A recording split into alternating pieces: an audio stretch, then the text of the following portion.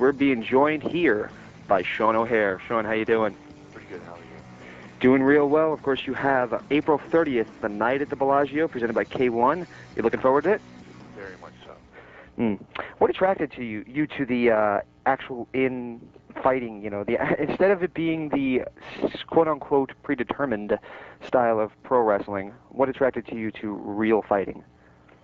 I've always really fought, but mostly in bars and stuff like that. Yeah, we've heard stories. Yeah, and I've always been interested in it, and I was in it before. But I'm from the East Coast, Southeast, right? And there's not a lot of MMA or kickboxing around there, so I would just pick up little fights here and there wherever you could get something, little smokers and stuff like that. But once I got into wrestling, it started blossoming. I saw that K1 was coming up, the UFC was getting bigger and everything like that. And I was just lucky enough to make a small name for myself in wrestling that I was able to carry over, into the fighting world where I could do that. And I've been a martial artist since I was like 12 years old. Mm-hmm. So I've always been interested in really fighting, and I tried to bring that into wrestling, that style. Mm. And it was the next step, it's just something that's in your blood. You can't explain why, really. Sometimes it's like, why would you train and do this and go in there and risk, embarrassment and glory and just everything with the stress, the training, and everything involved? Why would you do it? Because you love it. Mm. Yeah. Absolutely. You have to. When I first saw you on Nitro, we all saw you're a very big guy, and then you're doing these moves that most cruiserweights can't do, and everybody was saying, this guy's so agile for such a big guy. Obviously, you told us you had a background in martial arts. Did you have any other sort of athletic background prior to your wrestling career? Not really. No. I used to own a gym and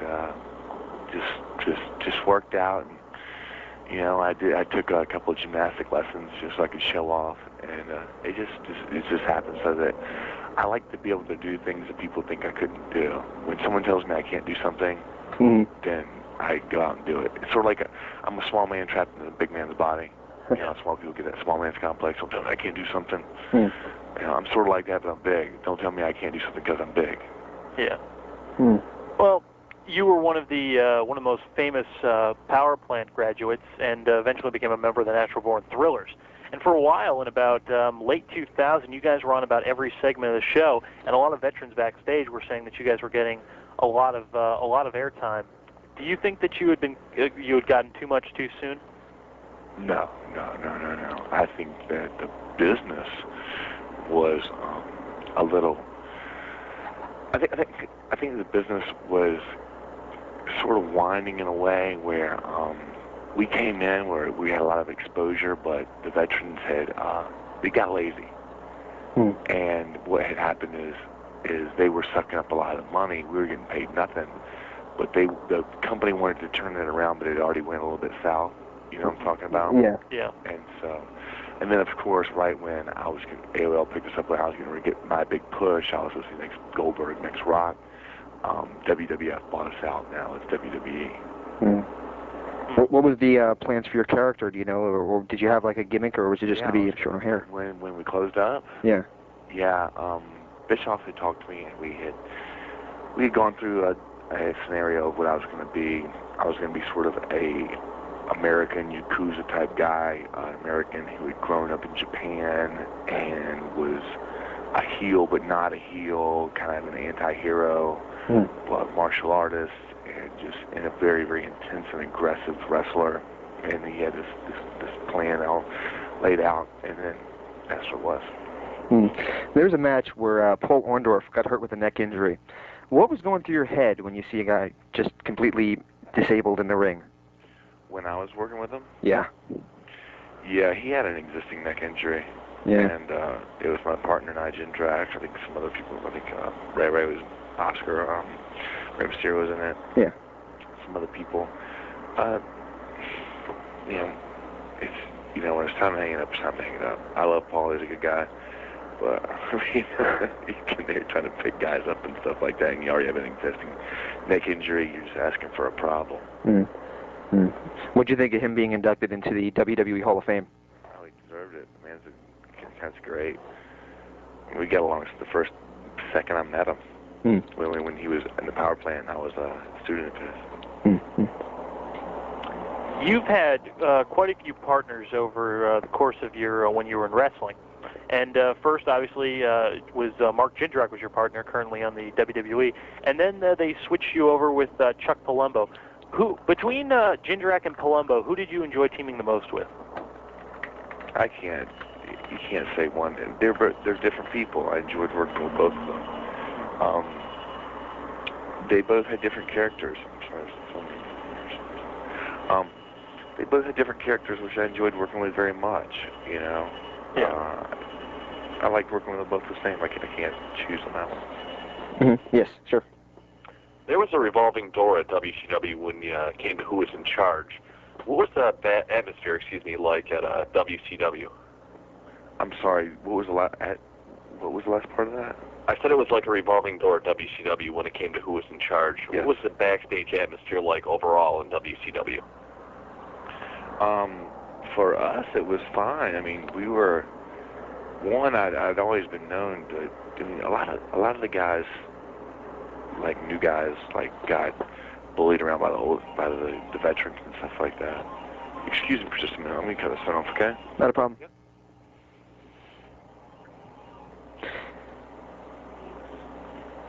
Okay.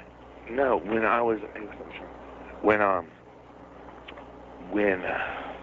the revolving door and how the atmosphere was, it wasn't bad. Some people say, "Oh, it's horrible."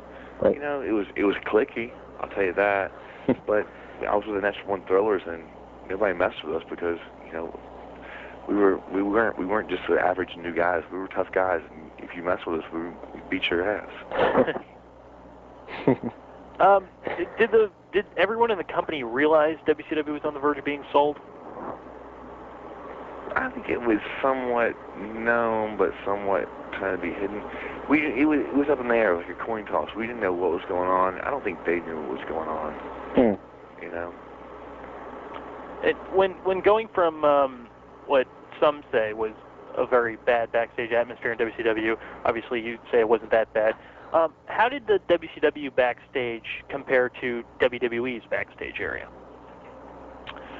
It was just, I was there to work. When I was at WCW, it was very new. I was a little more nervous. In WWF, it was more of a atmosphere of, oh, you guys are coming in from a company we just bought, and you better show respect. And it was sort of a ganging up thing, and trying to split us up. I'm not hating on it at all, but it was different, but the same. It's just backstage. It's entertainment. I don't know how to explain it to you. Sure.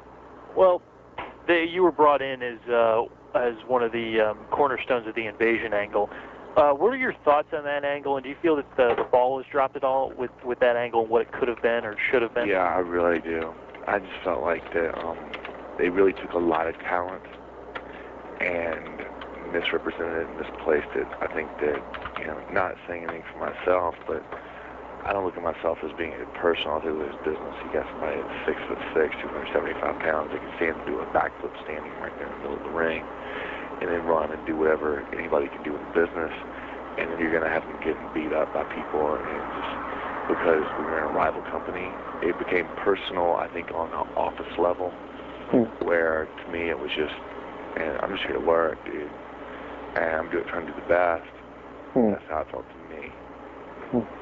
Now, we had talked a little bit earlier about how you were so agile in the ring. When you got to the WWE, did they kind of tell you to curb your style a little bit, not do as many acrobatic moves, maybe in fear that some of their other talent would look, a little bit worse if a new guy coming in from WCW had the ability to do that kind of stuff? Why do you think I don't work there anymore? Well, that's my personal opinion, but that might be the greatest answer in the history of the show. I'm sorry, I love that answer. Well, when you were brought back in 2003, they gave you kind of a bad influence character. Did you think that character would get over? Yeah, I developed that character. I did all the writing for that and everything. It started out a little bit different than I said. I had done some study in Marshall Valley and stuff like that. I'm like, why don't we turn this just a little bit? It started out as this bad Santa Claus. I'm like, if you really want to go in this direction where you have a guy who's really sinister, let's go sinister. Let's go to where people almost see so sinister that I can make them believe me. Right. Okay? So me and the writers got together, and we did this stuff, and I thought it came out great. And it was really going.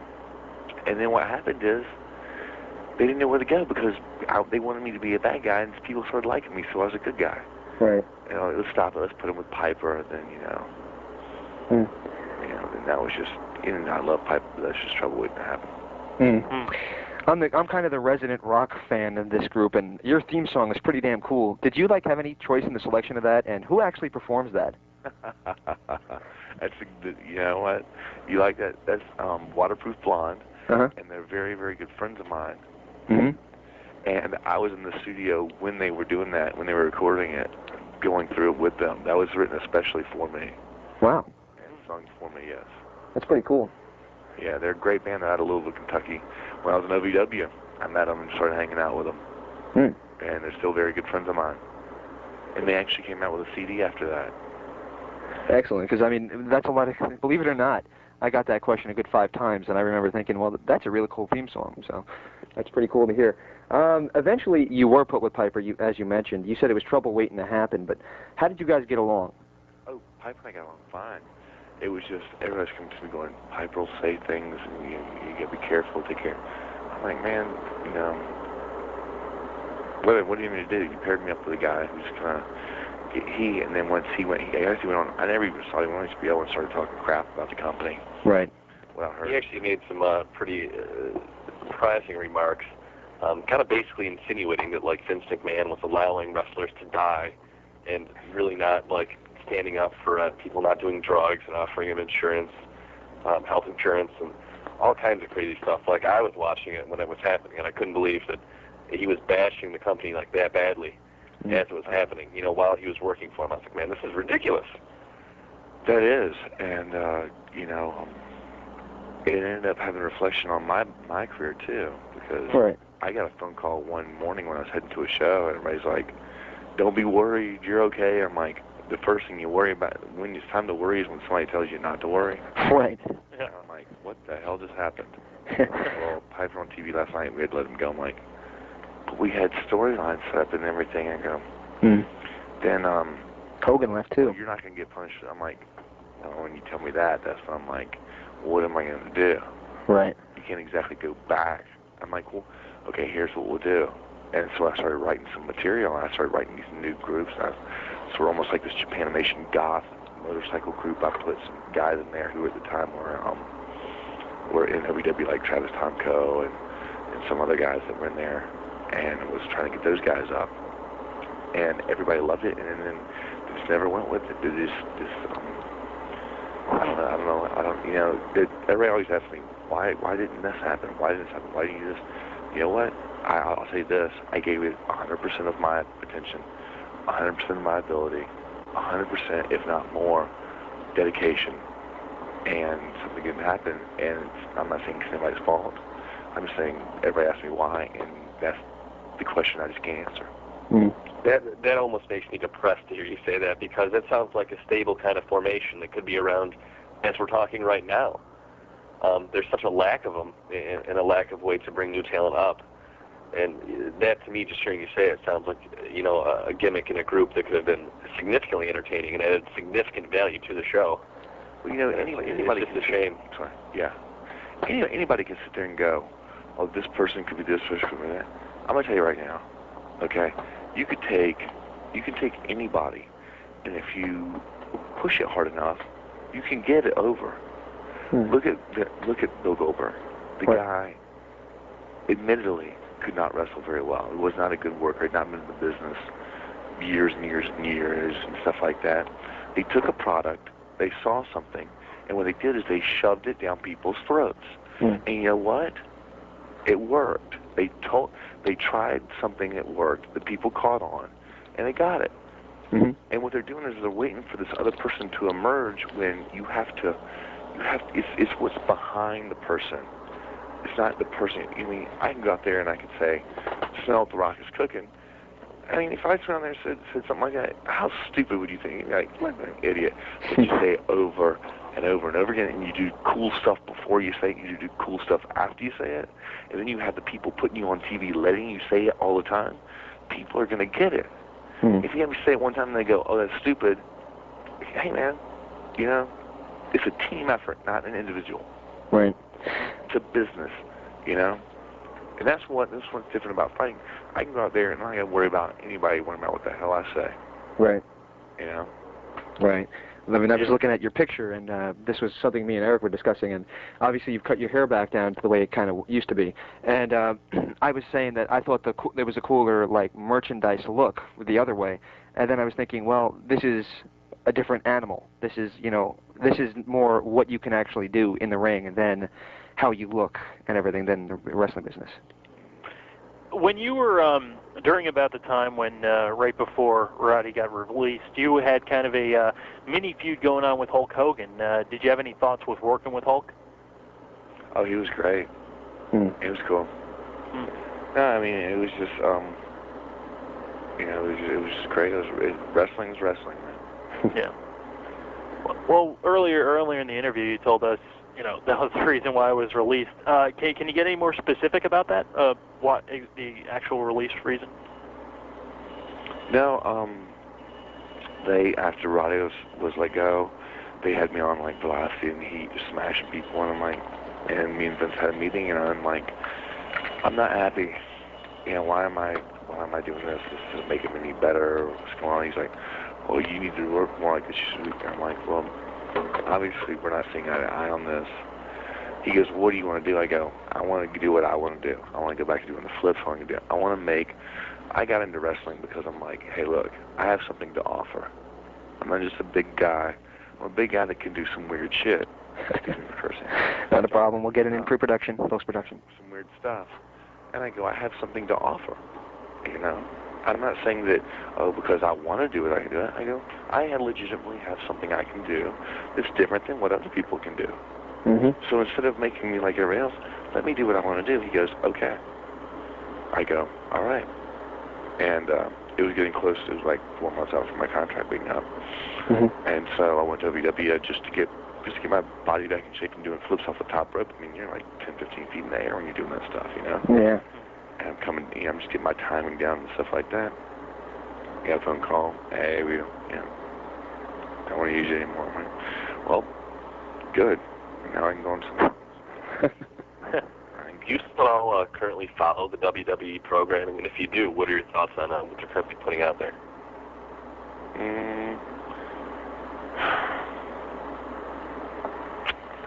My thoughts on that, I sometimes it's hard to watch because they need to do something like they did with The Rock. They need to do something like they did they need to make a hero. Mm-hmm.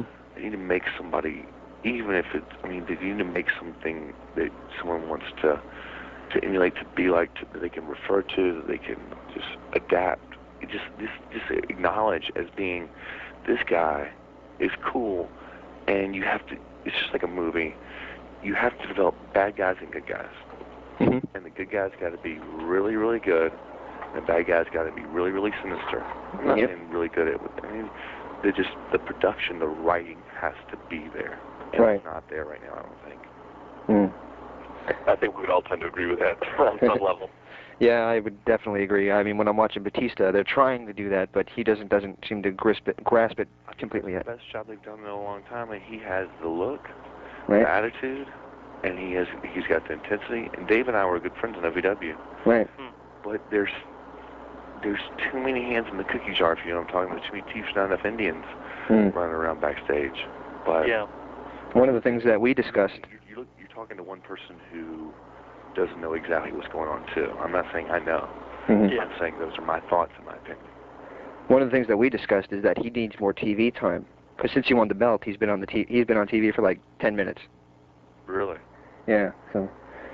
Well, Triple H has been on for, I think we calculated somewhere in the vicinity of 50 minutes of interview time since losing the title. Well, that makes me want to watch. Doesn't it want to kill and watch? Not necessarily. The other champion on the brand is a guy that you worked with in OVW, John Cena. Yeah. Do you like what John's become? I think John can be put to better use. I think he's got a good following and everything like that. Very smart guy, very good on the mic. I think they can push him even higher. I think they can change up that little, I'm a homie look. And you could go farther with it, even upgrade it some. Or he's not different, but he's just not the same too. I think. Yeah. And after years in pro wrestling, well, actually we already talked about it. I'm sorry. What are your long-term goals in the world of mixed martial arts? I really don't think of it like that. I sort of live day to day right now, and I'm just thinking you're catching me 9 days out from a fight. You have to understand that too. Right. So I'm not really like, my idea is my goal is to beat the hell out of Gary Goodrich in the first round and go on and win the tournament. That's what my thought is. That's every second I'm speaking to you, I'm thinking the same thing. Yeah. I'm sitting here doing toe flexes. I'm getting, I just got a massage on my calves. That's why I had to call you back, because I've been working out so hard. I mean, that's my total process right now. Is it a different? I can't answer you on that. Is it a different regimen than when you were a professional wrestler? Oh yeah. A lot tougher, I It'd be think. like night and day. You have to understand. Sometimes I'm training up 6 hours a day. Wow. And then it's not even 6 hours a day I'm training. It's not like that I get to go home after work. Everything I eat, everything I watch, everything I sleep, when I dream about beating people up. I think about it. I work for it. My training partners slam me in the head. I get mad. You're emotional. You're like, wow. I'm Irish. I can't drink right now. That's driving me crazy. I hear that. There are two Irish boys on the phone with you. How you doing, dog? Hey, good enough to also help justify it? Yeah. Here's a question for you. Since you say you think about beating people up, this might be something you'll enjoy answering. Can you take Bob Sapp? I don't know. Like I said, you're asking questions that are out of the realm of my thought process right now. Bob's a good guy. He's tough, Right. Yeah. I'm always confident in my ability. If I had to fight him, I would train to take him out, yes. Hmm.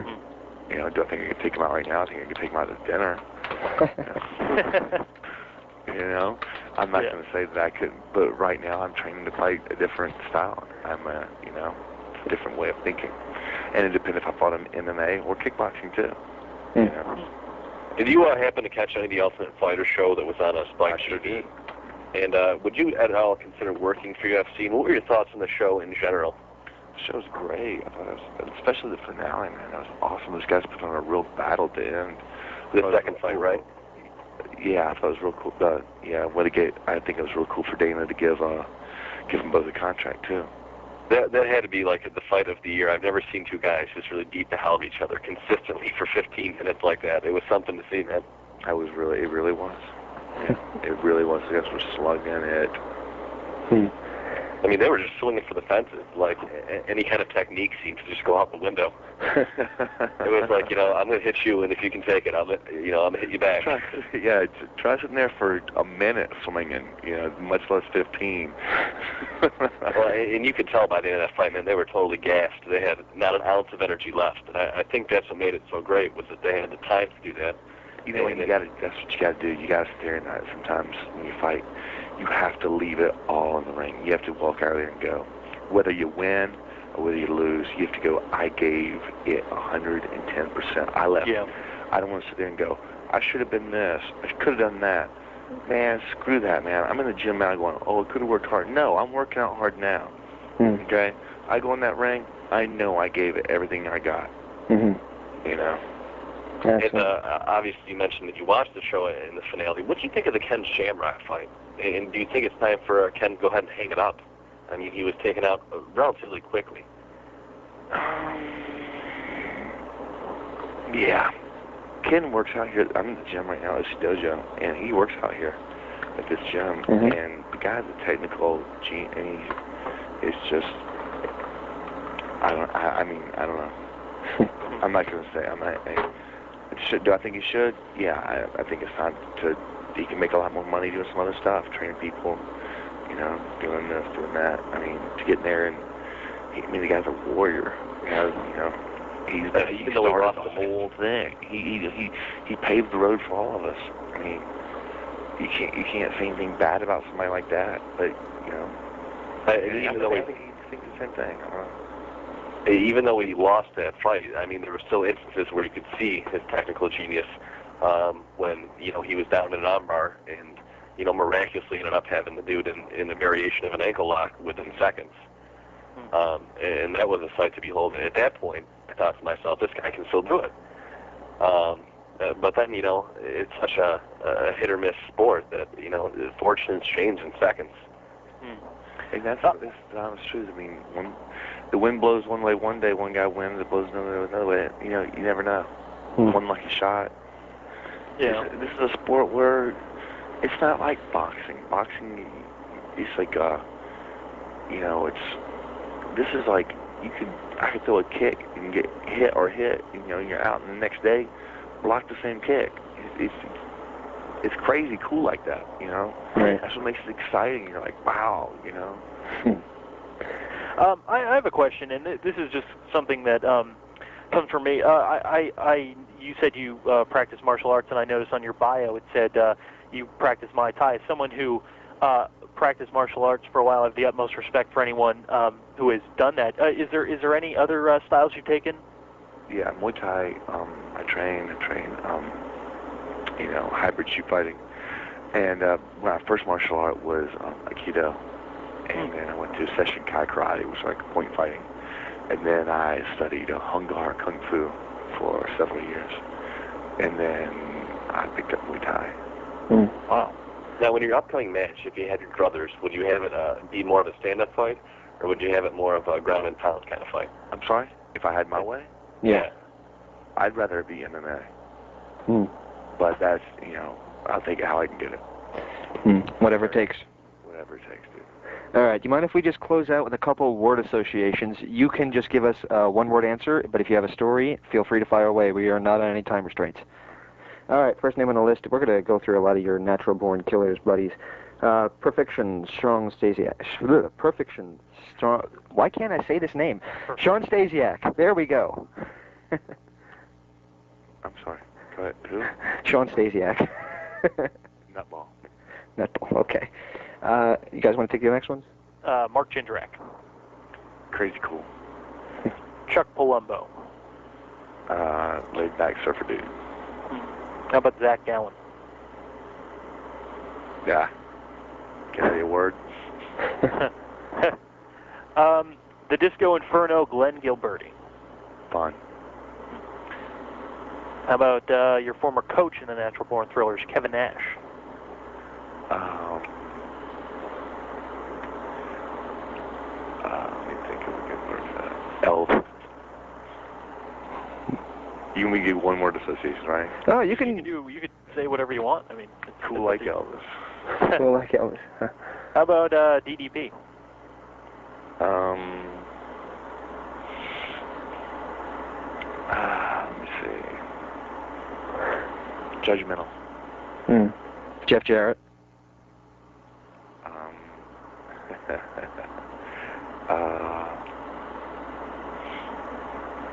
Great guy. Would you ever consider going to work for TNA? Yeah. Vince Russo. Don't know him. And the final one, you can probably guess what it is, will be Vincent Kennedy McMahon.